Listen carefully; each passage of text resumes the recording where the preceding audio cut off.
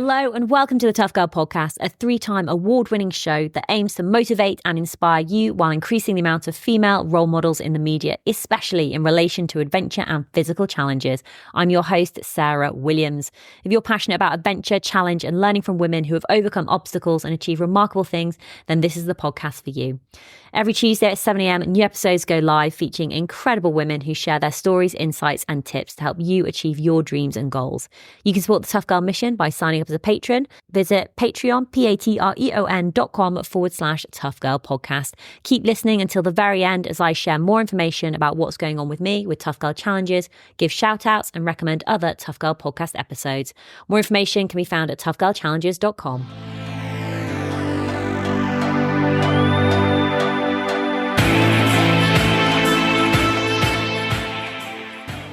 Hi, my name's Heidi Beierle. I'm currently in Chicago, Illinois, in the US, and when I'm not on my book tour, I live in Bellingham, Washington, on the West Coast up by Canada. You know, I think slow travel has always been part of my world, even though I have only recently come to have the words to talk about it. I grew up in Wyoming, which is in the Rocky Mountains, but it's high plains desert. It's very dry and not very many people live there. So I spent a lot of time outside by myself, just wandering around in the open spaces around where I live. I grew up also of the age when the neighborhood kids kind of roamed around on the streets with their bicycles from a very early age. So bicycling was always part of my orientation to growing up. And my dad also had pedaled a 100-mile ride when he was younger, before the kids really came around. And my mom had commemorated this 100-mile ride with a little cross stitch that was framed and hung in the stairwell of my house growing up. And even though he didn't ride the bike that he did the century ride on very often, it hung in the garage and it had this kind of mythic status of like, oh, the things that can happen with a bicycle were always just sort of in the air of my growing up. I also used a bicycle before I got a driver's license to meet up with my friend who lived further away from me. And so I had this sense of independence on a bicycle really, really early in life that, you know, I had agency about where I was going and who I was hanging out with. And then later I got into mountain climbing, and I think that's really where I got a good sense of like just being a gearhead, actually, you know, packing light and being out adventuring. And I still liked going by myself.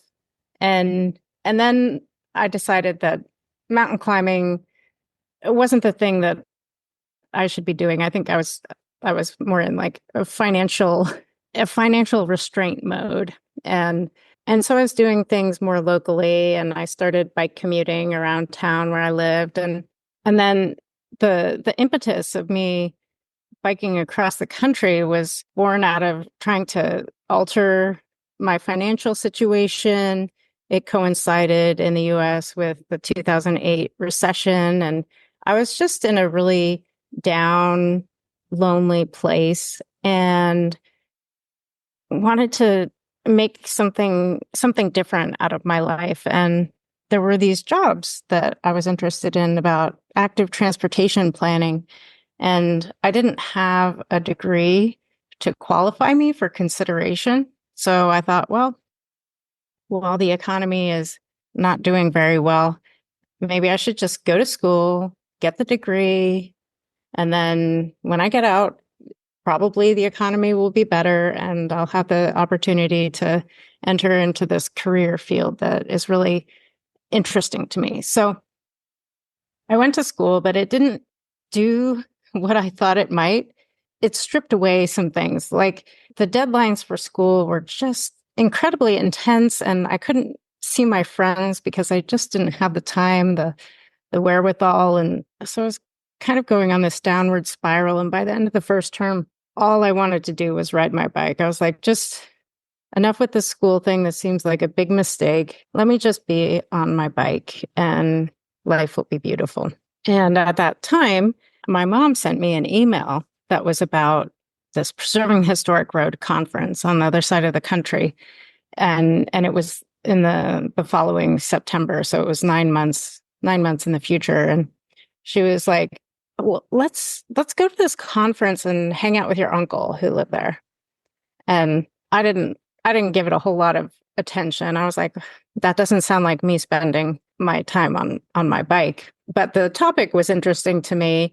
And I thought, well, maybe there's a way through here. Like maybe I could ride my bike to this conference and that would be a thing. So I just wrote this flip email back to her and I was like, sure, I'll ride out there and meet you. And as soon as I sent the email, I was like, wow, that does sound like a good idea. I could spend my whole summer on the bike doing that. And then suddenly the idea was born to pedal myself solo across the country. Did you finish your first year and then start the trip? Am I getting the timeline right? You finished your degree?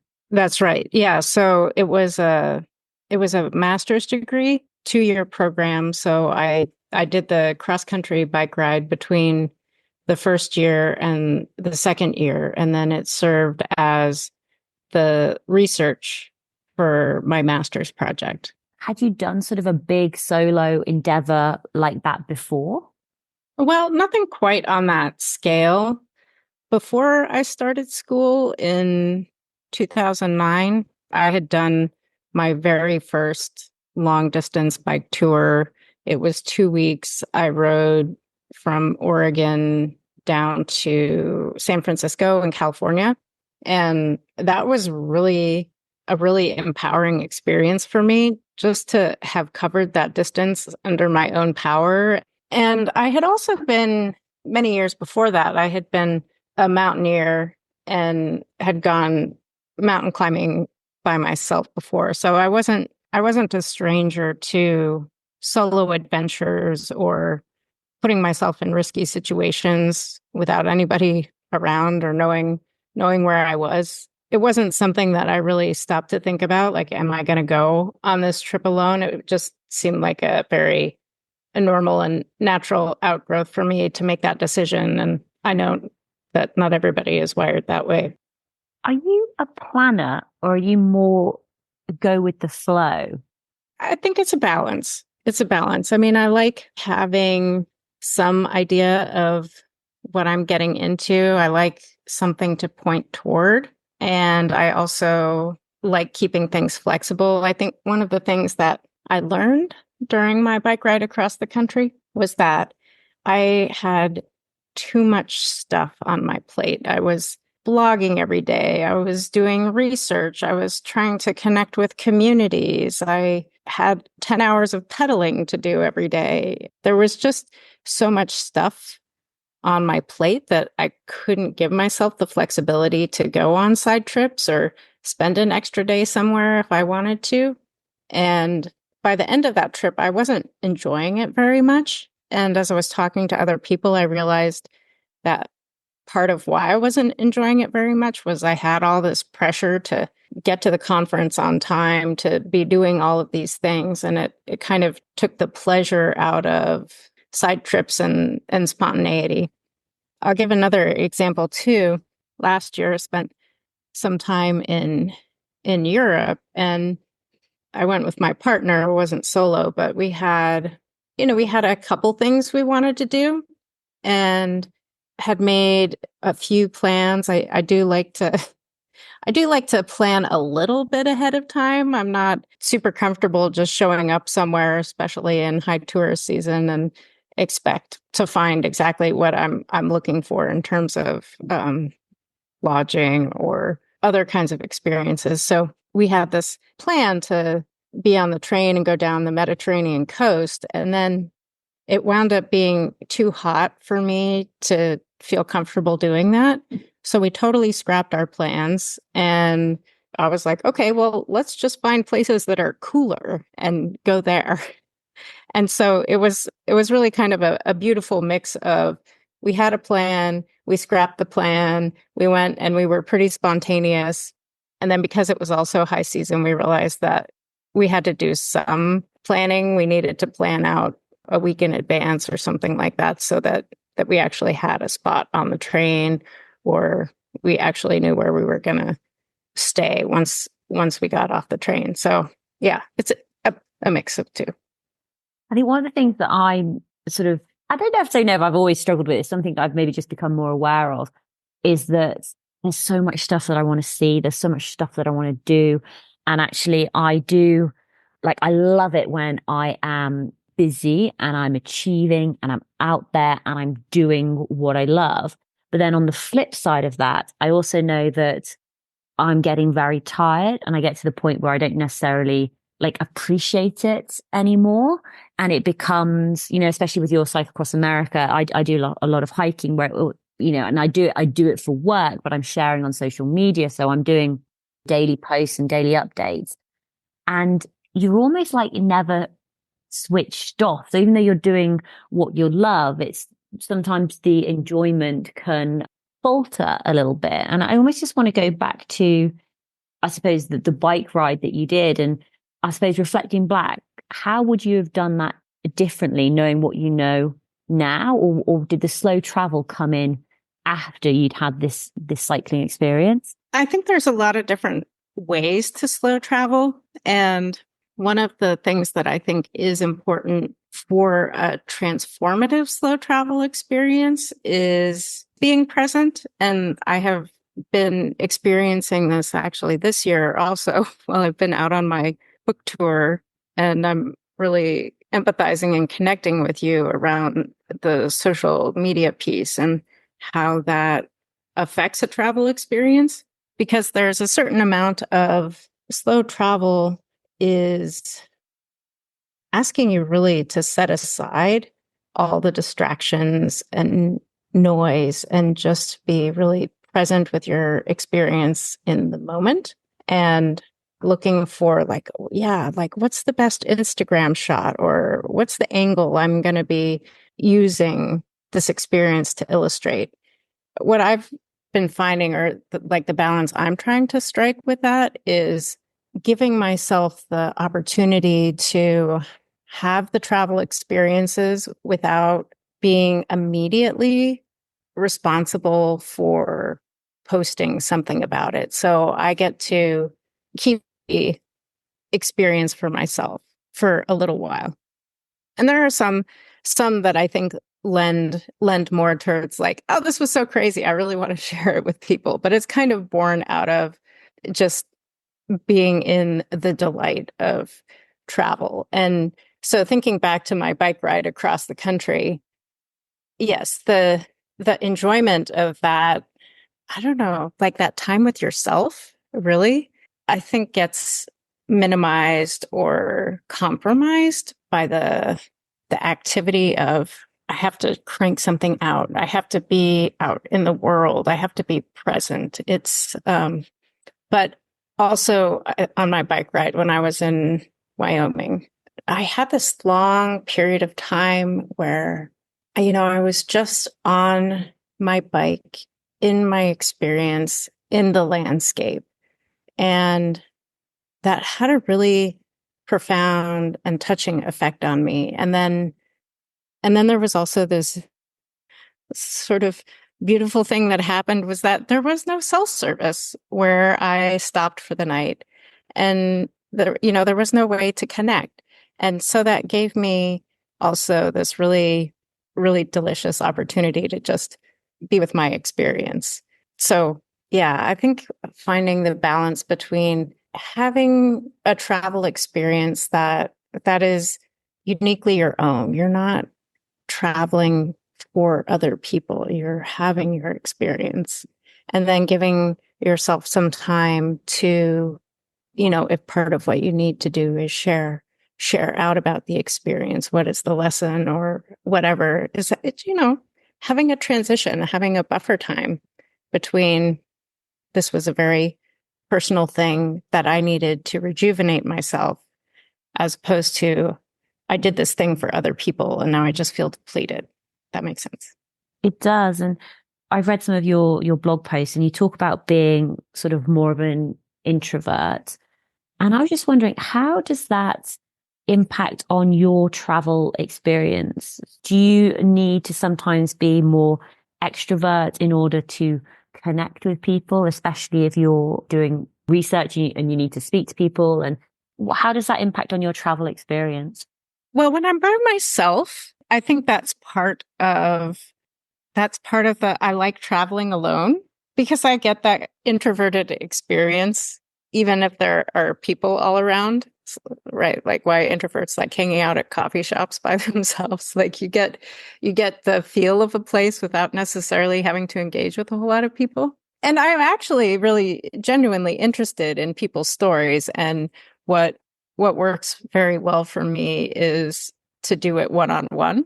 So having chance encounters with strangers is really delightful, actually. It doesn't feel depleting or anything else, but maybe the degree to which I initiate a conversation is more of a manifestation of my introvert nature. So my partner is an extrovert, and it's fun to travel with him because he just loves asking anybody and everybody about anything.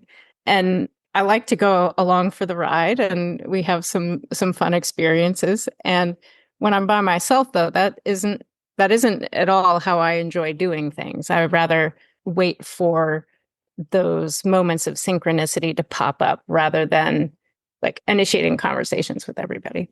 So when you were on your cycle ride across America, had you already set out with your sort of your research project in mind, or is that something that evolved throughout the journey? I did have the research project in mind before I left. So I was speaking at the conference, and my project was connecting bicycle tourism as a rural economic development vehicle. And for the conference specifically, I was like, okay. And then there's also this connection to historic roads that I was needing to make. I was curious about related to the conference. So I knew I wanted to talk to other people I encountered while I was out about their experiences bicycle touring because I wanted to get a sense for how other cyclists were spending money and what they were doing, like how they were engaging with the experience of riding their bicycle across America, or however far they were riding. Not everybody was out riding across the country.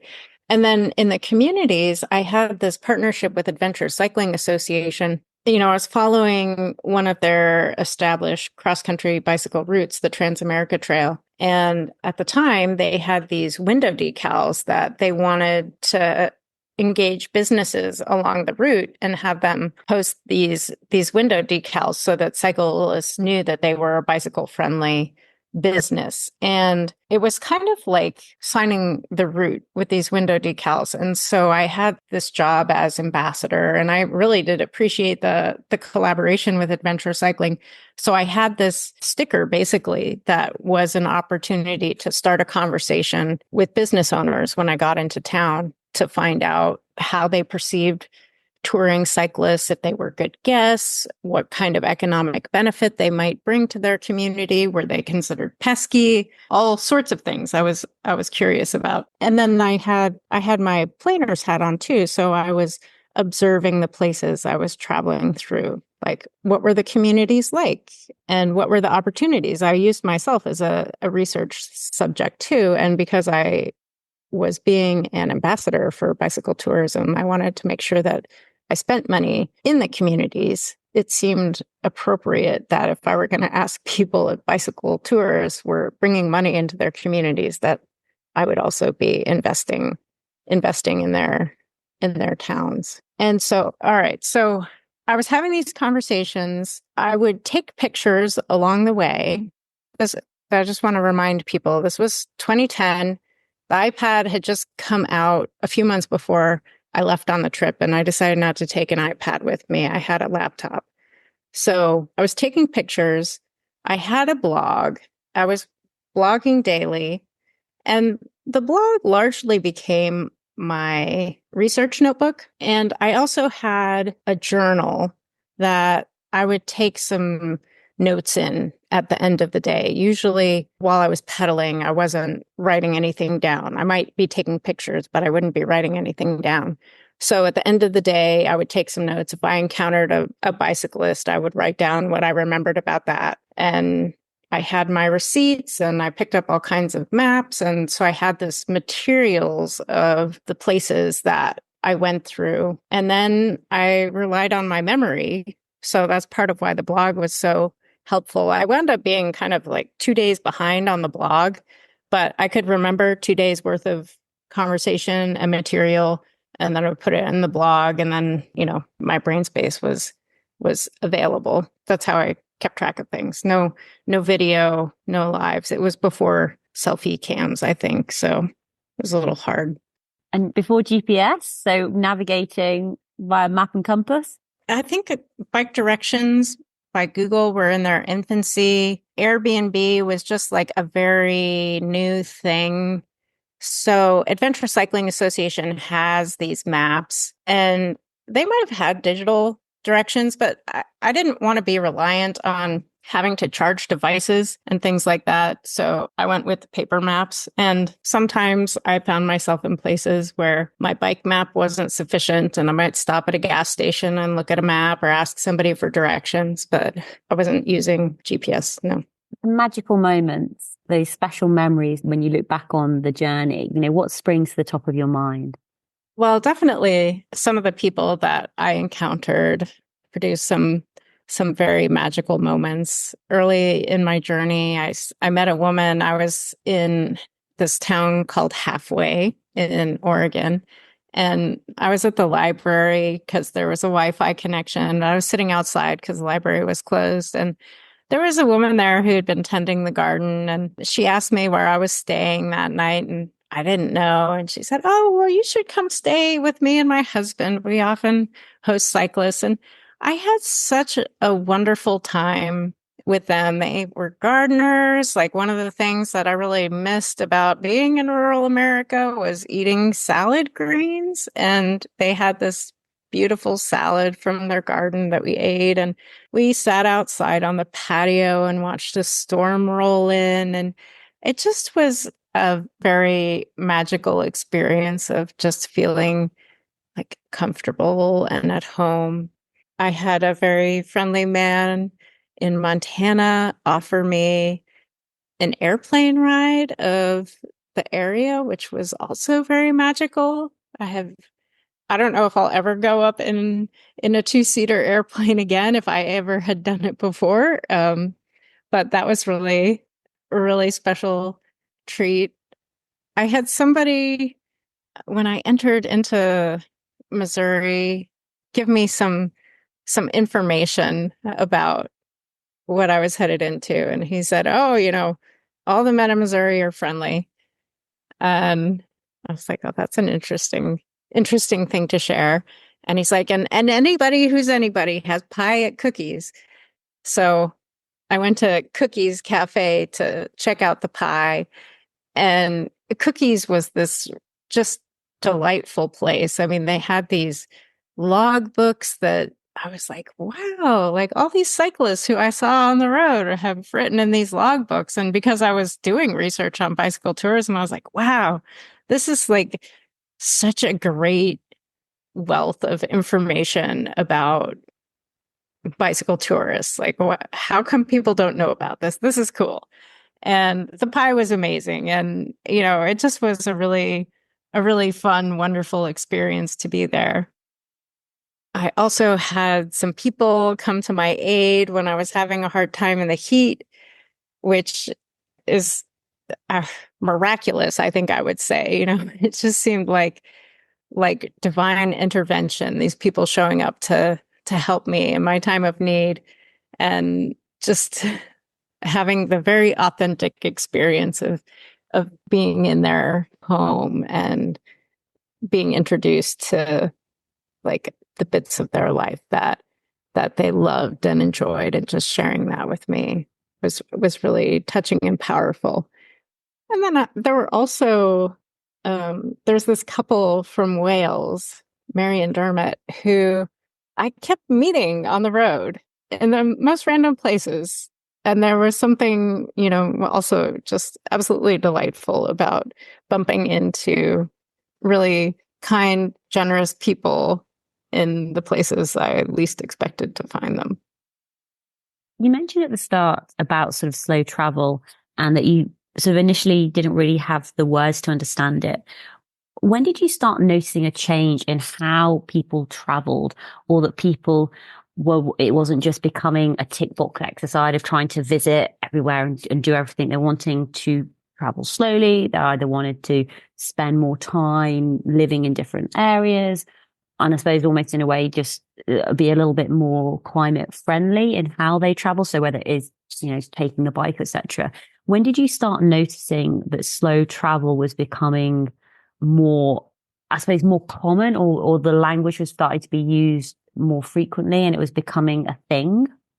I think the language of it is something that has only very recently come across I don't know, just been something that I've been noticing. But me as a person who was interested in the equitable access opportunities of getting out and recreating, and being somebody who worked in bicycle tourism and transportation generally, I had been working on how to create more car-free access opportunities. Specifically, I was working in the Columbia River Gorge area on some of this, and also looking at how car-free opportunities could help manage visitor use impacts, the negative effects of hotspot destinations. And so working on car-free access to tourism sent me in a direction of understanding what slow travel is or could be. And then when I was working on my book proposal, I think I had looked up slow travel because I was like, how is this actually a thing that people are talking about? And I found a little bit of information about it, but not a lot. And I hadn't found like a definition of what it was. I just like, oh, it could be this, it could be this. And I was running my own mental experiment about, okay, well, what are these things? How do they interrelate? If climate friendly travel is slow travel, what does that mean? And it's also very important to me that travel is accessible to anybody, regardless of their abilities or other limitations or barriers they have to accessing travel. And so I started working on, okay, so what does this mean? Where do these areas overlap? How do I imagine slow travel working for other people? Because not everybody's going to ride their bike across the country. Not everybody needs to. Very few people actually want to. So what does that mean for how people get around? And if somebody has a limitation, that shouldn't be a limitation on, like, if they need to drive, for example. It shouldn't be like the only way to get somewhere is not in a car, because that doesn't work for everybody. So I was trying to imagine all of these different scenarios. And as I was out talking about my book coming out, I think I was talking about slow travel, and more people were asking me, what is that? And I kind of came up with my own definition. And I know that the term has been floating around in the culture, in the travel space for some period of time. I did just discover a book called The Slow Traveler, and I was like, oh, look, there's somebody who has a definition of it. I'm not the first one, I'm not the only one, but yeah, it feels to me like it's still a new way of talking about being in the world. What have you got on the radar for 2025? Have you got any specific travel adventures planned or on the horizon? As I've been slow traveling for my book tour, there's, like things can't be known, and I feel like I made a lot of opportunities to go places that I wasn't able to go to this year. So I do anticipate some more travel in the US on my book tour. And then in the fall, one of my dear writing mentors, Karen Carbo, lives in southern France in Collioure, and she has annual writing retreat workshops there. So I will be headed to Collioure again. And did I say France? It's in France. And since I'm making the effort to go abroad next year, I think that will also build space to be there for a while, like a couple months or something. So that in the fall, I don't really have any idea at the moment what might be on the docket for that. I have not yet done bicycle tour in Europe, and I would really like to do that. So I think I put that on the list. And maybe nearer term, my birthday is in January, and it's a big year for me. And I have also wanted to go on a winter fat biking adventure. So I think I might be looking at somewhere maybe in Alaska doing a winter fat biking adventure in early 2025. Oh, fantastic. And do you mind sharing how young you're going to be or how old you're going to be? I'm going to be 50. 50. And how are you feeling about that? I'm fine. Like sometimes it's not a big deal to me. I sometimes forget that I'm 49, I'm still in my 40s. I forget that because I've been thinking, oh yeah, I'm 50. So how am I feeling about it? I mean, I feel really good and strong in my body. I'm not as springy and bouncy as I used to be. And I certainly have been going through the adult puberty with menopause. And that is its own kind of weird struggle around my body image and putting myself out there. But I also know that it's not affecting my enjoyment of the outdoors. It's not affecting my ability to get out. And, the outside doesn't actually really matter what I look like. So yeah, that's how I'm feeling about it. Are you a full-time writer now? Are you full-time sort of slow traveling, writing, speaking? Or do you also have another job as well? Excellent question. So at the moment, I'll answer that question by saying mainly yes. I have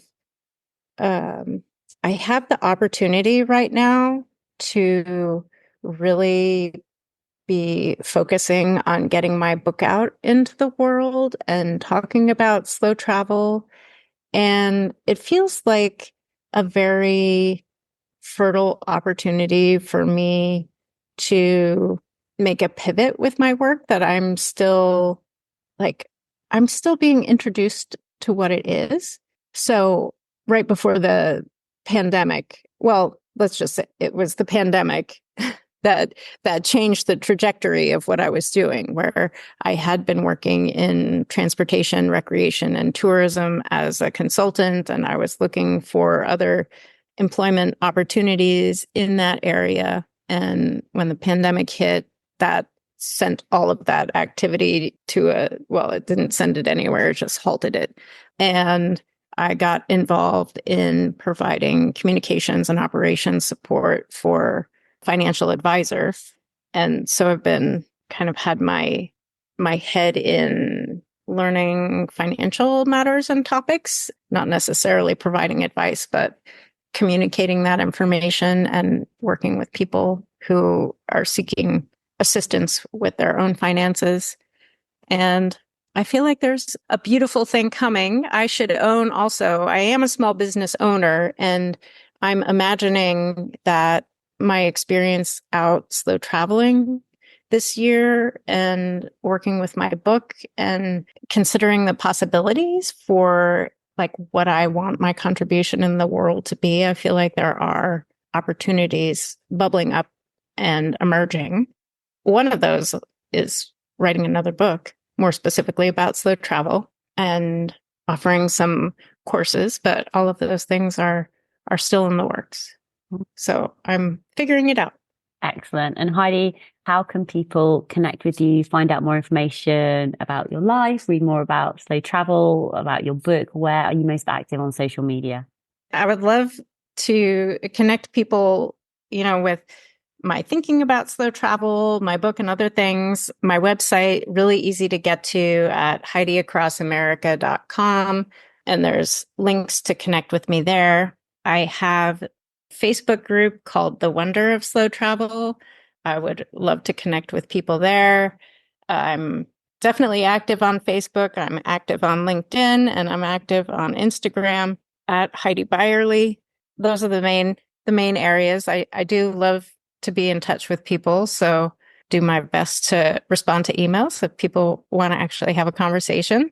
Social media is fine too, but I have I'm working on my balance with social media, so however that works out, people can direct message me. I do respond to that.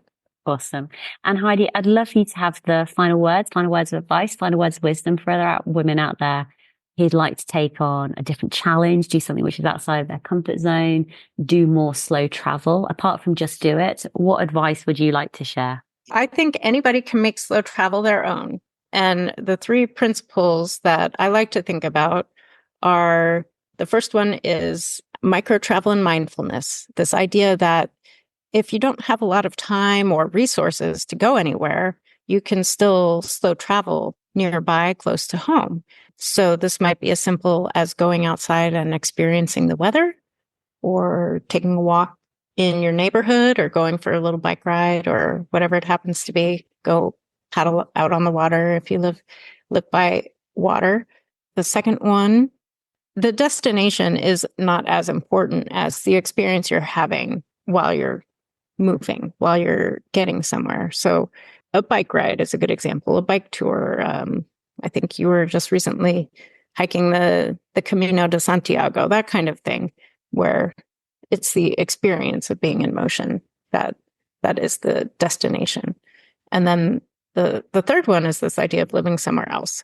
So get on a plane and go somewhere, but that thing we were talking about, not being so programmed that you're not enjoying yourself. You're wanting to fill your cup up instead of drain it. And so living somewhere else is about having minimal plans or loose plans or no plans. And you're really steeping in the local culture and environment and the language and the food, and not doing too much, giving yourself plenty of white space.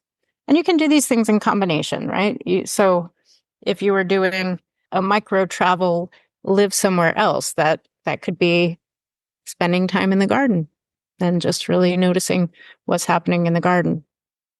Or, if you're on a journey as a destination, you can still be like living somewhere else and being mindful. So, like my experience in my book, when I was riding across Wyoming, I was doing the journey as the destination, but I was also just really very much in the place where I was and paying attention to all the inputs that were coming in at me. So make it your own, right? The thing that you love, those things. Yeah. I think that solo travel has a lot of benefit. And as women are getting older, particularly, maybe if they have been taking care of other people, families, and whatever else, having solo travel adventures are very nourishing, and can also be very revealing about what it is that the heart or the soul desires. And I think it's important to give yourself that space and opportunity to go out on your own. I don't think every adventure needs to be a solo adventure. It is certainly fun to go out with other people. And, lean into discomfort, because that's part of where the magic happens. Just remember that you have the resources within you to help you through anything that might be difficult or challenging, even if you don't know what it is before it happens. Heidi, thank you so much for sharing your final words of advice and wisdom, and best of luck with the rest of your book tour and for being so passionate about slow travel. It's been amazing to speak to you. Thank you so much, Sarah. It's just wonderful to talk to you about it.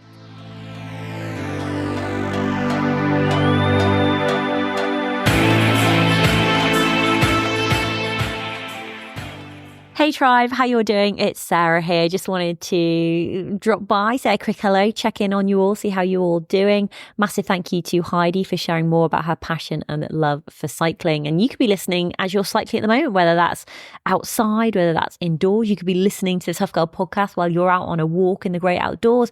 You could be on a run in the great outdoors. You could be training for a marathon or an ultra marathon.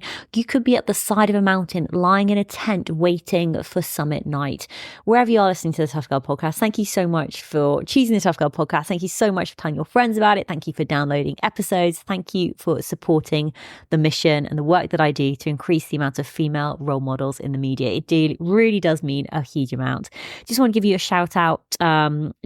Shout out to all the incredible patrons supporting the work. If you'd like to support the work that I'm doing, then please visit Patreon, patreon.com/Tough Girl Podcast. And you can support the mission, whether that's monthly or annually. And it really does make a massive difference having a regular source of income coming in. If you visit the website at toughgirlchallenges.com, there is a resources section, and I have spoken to so many incredible cyclists around the world, women who've taken on a whole variety of different cycling challenges. So recently we've spoken with Emma Kingston. She shares more about her bike packing secrets, and she shares more about bike packing in Wales. There's 18 multi-day off-road cycling adventures. We have spoken to the amazing Charlotte Garner, who discovered the power of running and cycling in midlife. She's advocating for the physical and mental benefits of sport for women in their 50s. Tegan Phillips, she's an adventure cyclist and cartoonist. She shares more about preparing for a second attempt at being the fastest woman to cycle from Cairo to Cape Town. Claire Wyatt, she's passionate about bicycle touring and sharing stories of kindness from around the world. She was currently cycling 60,000 kilometers around Australia when we spoke. We have also spoken with Laura Maisie Pugh and her inspiring journey around the world, 180 days on the back of a tandem with her husband. She shares more about persevering in the face of challenges and setting a new Guinness World Record. Loads of incredible women sharing their stories, sharing their passions. And if you haven't listened to these episodes, then please do go back and check out the back catalogue. There's over 700 episodes for you to listen to. The Tough Girl podcast has been going since 2015. So in 2025, it will be the 10-year anniversary on the 4th of August.